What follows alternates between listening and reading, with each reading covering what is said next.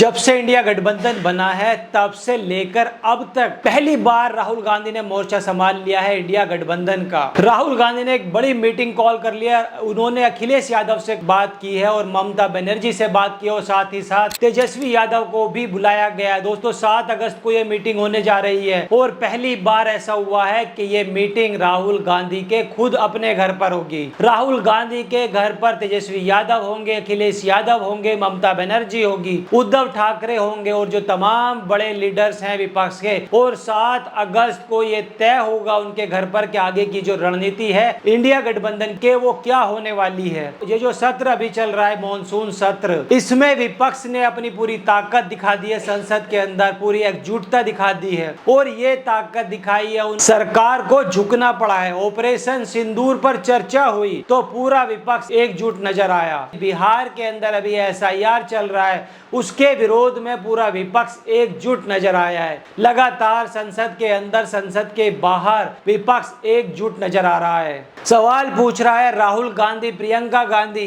RJD के तमाम नेता, ममता बनर्जी की सांसद, आपने सबको देखा होगा कि किस ताकत के साथ उन्होंने प्रदर्शन किया है। दोस्तों अब राहुल गांधी, जो अभी तक मीटिंग्स होती थी बतौर UPA चेयरपर्सन सोनिया गांधी उन मीटिंग्स को लीड करती थी, लेकिन पहली बार अब राहुल गांधी इस मीटिंग को लीड कर रहे हैं। इस मीटिंग को उन्होंने रखा है अपने घर पर। और यहाँ पर एक और बात है सबसे अहम, राहुल गांधी ने इस मीटिंग से बहुत पहले एक संकेत दे दिया था और वो जो संकेत था ममता बनर्जी, राहुल, तेजस्वी, वो हर किसी के लिए था। संकेत ये था उसमें साफ साफ कि राहुल गांधी ने बिल्कुल साफ तौर पर कह दिया है। अब बाकायदा उन्होंने मीडिया के सामने आकर ये बात कही कि मैं राजा नहीं बनना चाहता हूँ। जब उन्होंने ये बात कही तो इसके पीछे दोस्तों बहुत बड़ा संदेश था। लोगों को ऐसा लग सकता है, विपक्ष के अंदर ऐसी फूट डलवाने की कोशिश हो सकती है कि राहुल गांधी प्रधानमंत्री बनना चाहते हैं, लेकिन राहुल गांधी ने बिल्कुल साफ कह दिया है कि वो ऐसी किसी भी रेस में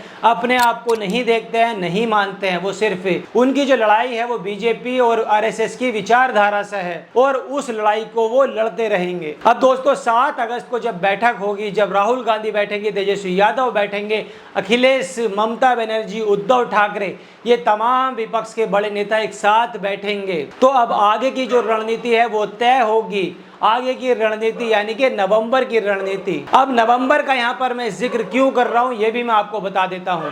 नवंबर वो महीना है जो इस देश के अंदर राजनीतिक तौर पर एक समृद्ध राज्य की आगे की तकदीर और तस्वीर को तय करेगा। बिहार चुनाव के नतीजे आ चुके होंगे और इस बार ऐसा लग रहा है बिहार के अंदर, कहा जा रहा है, जो ग्राउंड रिपोर्ट्स बिहार के आ रहे हैं, जो एनालिसिस बिहार से आ रहे हैं कि बिहार NDA के लिए इस बार दूर की खीर हो सकती है। बिहार मुश्किल हो सकता है NDA के लिए। अगर बिहार मुश्किल हुआ BJP के लिए, NDA के लिए अगर मुश्किल हुआ तो नीतीश कुमार की जो पार्टी है उसके अंदर टूट होना तय है। जब नीतीश कुमार की पार्टी में टूट होगी तो सांसद होंगे वो बिखरेंगे, छिटकेंगे, वो इधर उधर भागेंगे और नीतीश की जो पार्टी के जो सांसद है OBC और EBC के, तो ऐसे में उनके लिए जो सेकंड ऑप्शन बचेगा वो होगा इंडिया गठबंधन ही होगा।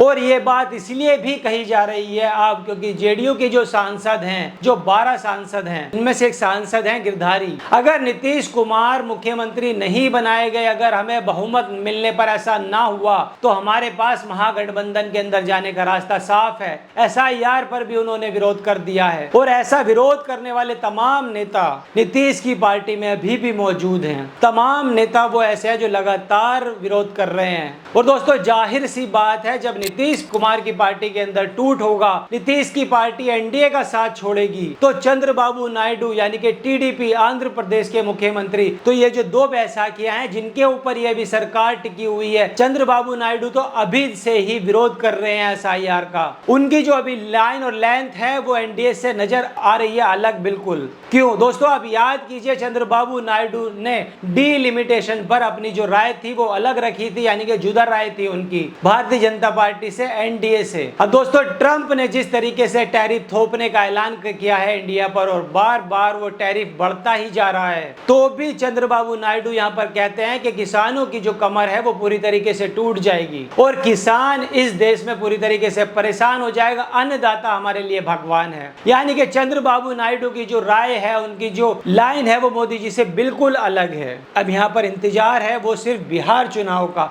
नीतीश हो, नायडू हो और यहाँ तक कि चिराग पासवान भी, इन सबको इंतजार है बिहार चुनाव के नतीजों का। और नतीजों के बाद बहुत कुछ तय हो जाएगा। तो 7 तारीख को जो ये बैठक होने वाली है राहुल गांधी के घर पर, वहां पर ये पूरी तरीके से तय हो जाएगा उनके घर पर के अगस्त, सितंबर और अक्टूबर, अगले जो 3 महीने हैं, वो इंडिया गठबंधन को किस रणनीति पर काम करना है और बिहार को लेकर क्या रणनीति तय करनी है और कैसे चुनावी रण उतरना है, तेजस्वी की कैसे मदद करनी है, इंडिया ब्लॉक के नेताओं को क्या क्या करना है, कैसे उनको मेहनत करनी है और कैसे बिहार को जीत कर इंडिया की झोली में लेकर आना है उसको, और इस पर मंथन होगा। दोस्तों फिलहाल इस खबर में इतना ही। आपकी इस पर क्या राय है, आप हमें कमेंट करके बताइए कि आखिरकार अगले 3 महीने में क्या होने वाला है और कैसे बिहार पूरी तरीके से देश की राजनीति को बदल कर रख देगा। जो भी आपकी राय हो आप हमें कमेंट करके बताइए। वीडियो को ज्यादा से ज्यादा अपने दोस्तों में शेयर कीजिए। चैनल को अगर सब्सक्राइब नहीं किया तो चैनल को भी सब्सक्राइब कीजिए। तब तक और वीडियो लेकर ऐसे ही आता रहूंगा। जय हिंद।